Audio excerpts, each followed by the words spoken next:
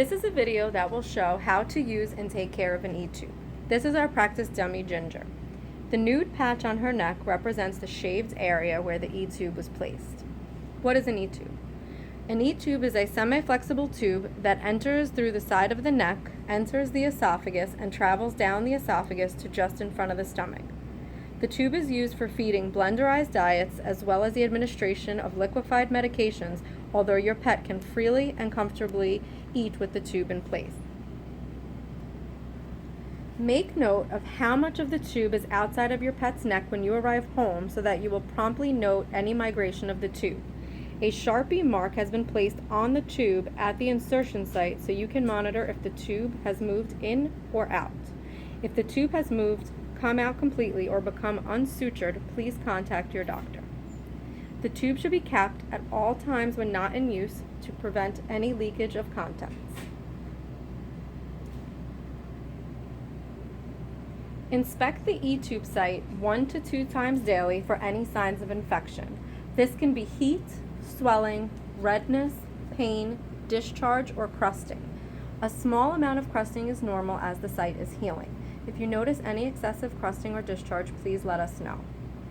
The gauze surrounding the E-tube site should be changed at least daily to prevent infection. You will be sent home with circular gauze. Once this runs out, you can purchase gauze at your local pharmacy and use that instead. You can use gauze or a moistened Q-tip with regular tap water to gently clean the site if needed. No cleaners or topical medications should be applied.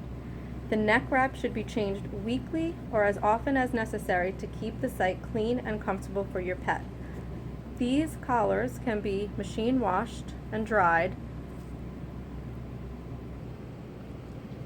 It is always important to offer your pet food prior to tube feeding to assess their appetite. If your pet eats, you should decrease the tube feeding volume accordingly. While this is a subjective decision, an example would be if your pet eats about 1/4 of their normal meal, you can decrease their tube feeding by about 25%. Your doctor will give you a specific recipe for your pet's needs.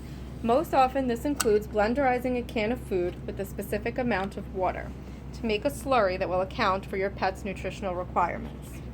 Store the blenderized food in a Tupperware or a container similar to this. The slurry must be kept in the refrigerator, and any unused slurry should be discarded after 3 days. Only room temperature to slightly warmed foods should be put through an E-tube. Food should be warmed only in a warm water bath and never in the microwave, as this can cause severe burns. There are a variety of tubes that have different ports and adapters, although all work similarly. Usually, each E-tube has a large port and a small port. Typically, the large ports are used with catheter-tip syringes used to feed your pet.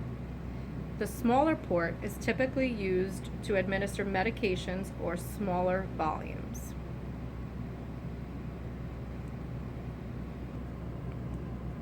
Uncap the tube, the large port, since you're going to be doing a feeding, and attach the syringe of food. Slowly depress the syringe plunger to administer the food. Feeding should be administered slowly over the course of 15 to 20 minutes for most pets.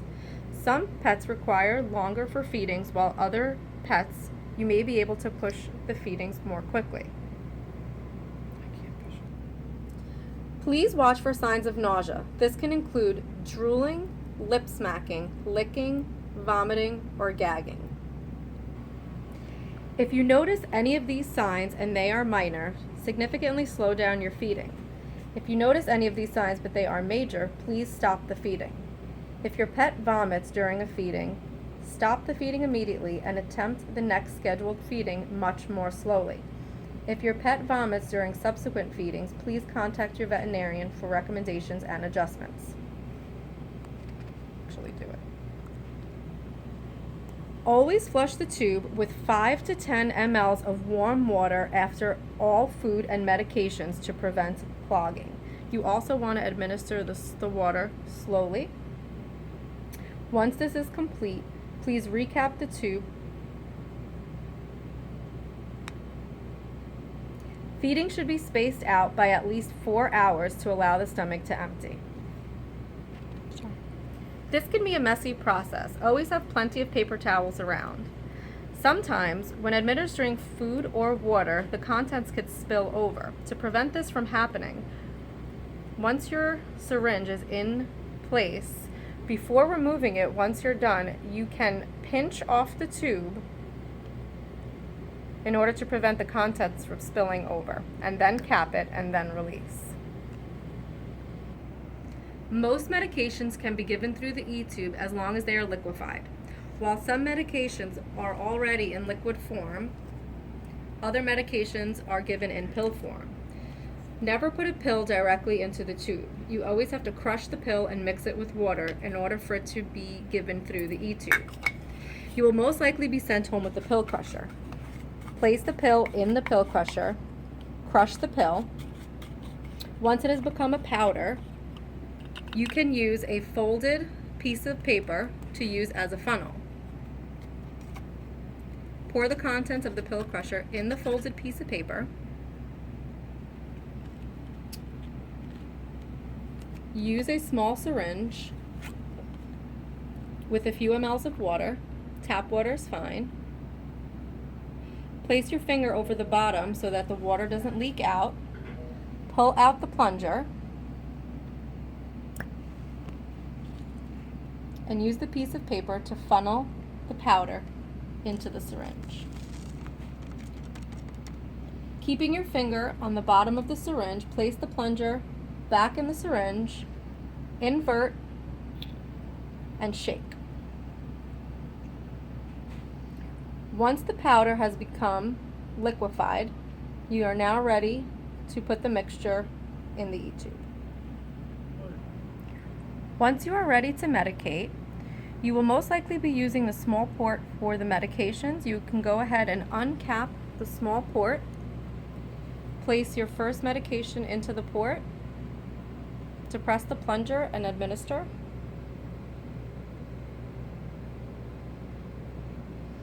You can use the same technique of pinching off to make sure none of the contents spill out.